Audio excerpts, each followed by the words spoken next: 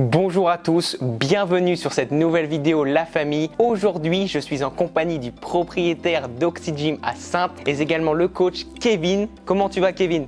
Ça va super. Et toi, David? Moi aussi, ça va super également. Kevin, que je ne vous présente plus suite aux dernières vidéos qu'on a tournées ensemble sur la chaîne. Si vous ne les avez pas déjà vues, je vous invite à aller les voir. Les liens sont dans la description. Aujourd'hui, le thème de la vidéo est que nous allons vous présenter les exercices que vous ne faites jamais. On se retrouve tout de suite.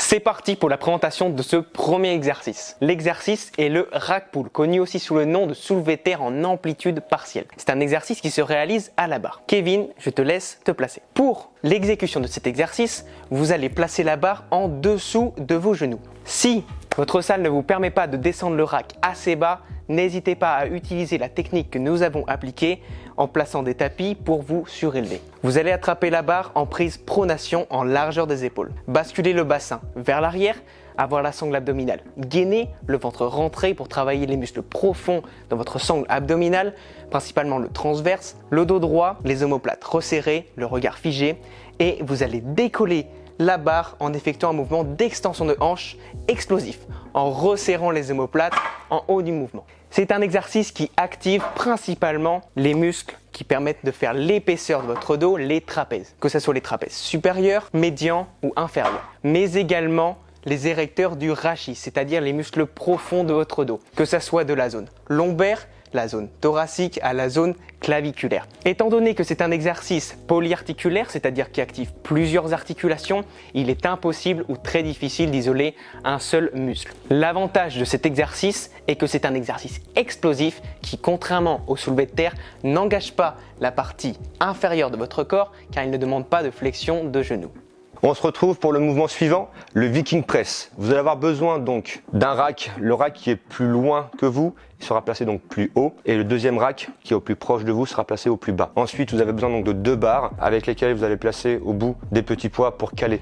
À chaque extrémité, on va venir placer ses mains. David, je laisse récupérer les barres s'il te plaît. Tu vas reculer un peu tes appuis. Très bien, histoire d'être un petit peu en appui sur les barres. Je vais demander David de venir pousser les barres contre le rack et de pousser vers le plafond. Très bien, garde bien tes coudes serrés. Vous gardez donc vos coudes bien serrés, vous allez pousser au-dessus de la tête et ralentir la descente. Très bien. Le gros avantage du Viking Press, c'est que vous allez supprimer la cambrure qui se fait lorsque vous faites des overhead press.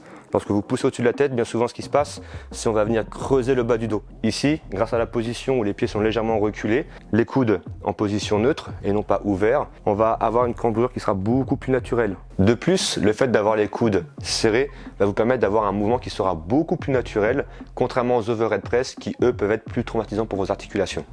Nous sommes partis pour l'exercice suivant qui est un Bayesian Curl, un mouvement d'isolation pour les biceps. Kevin, je te laisse prendre la poulie. C'est un exercice que nous allons réaliser à la poulie basse à l'aide du poignet en unilatéral. Pour l'exécution de ce mouvement, vous allez vous placer devant la poulie et commencerez l'exercice à partir du moment où vous sentirez un léger étirement au niveau de votre biceps. Votre coude reste collé à votre corps et vous allez effectuer un mouvement de curl, une flexion du coude entre 0 et 150 degrés en basculant légèrement le buste afin que votre mouvement reste aligné à l'axe de la poulie. L'avantage de cet exercice est que vous allez isoler votre biceps sur tous ses angles.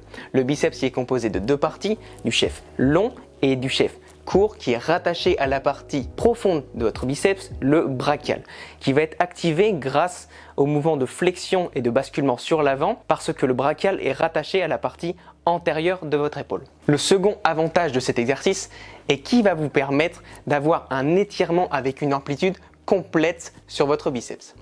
Pour le HBT, vous allez avoir besoin des élastiques et des poids. On se retrouve tout de suite pour la mise en place.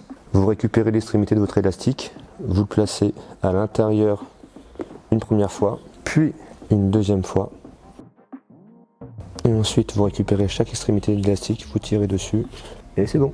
Pour le développé couché HBT, on va retrouver la position de base du développé couché classique. David, je te laisse t'allonger sur le dos s'il te plaît. Pour rappel, les pieds bien ancrés dans le sol.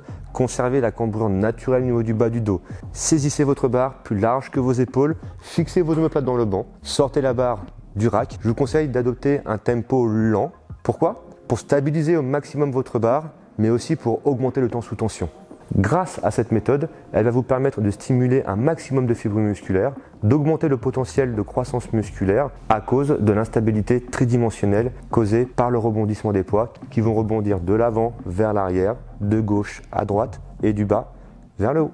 Bon la famille, c'est la fin de cette première vidéo.